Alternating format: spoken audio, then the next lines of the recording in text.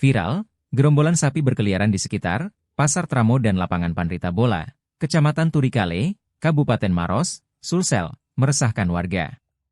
Pasalnya, sekitar 20 ekor sapi dilepas oleh pemiliknya dan biarkan masuk ke area kota Maros.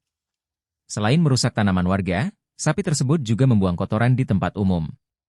Pemilik yang membiarkan sapinya berkeliaran dan tak dijaga, membuat warga murka. Sapi tersebut masuk ke kebun dan merusak tanaman sayur-sayuran warga. Video sapi berkeliaran itu diunggah Silmi Asakaf Peta Makalewanga di akun Facebook Info Kejadian Maros.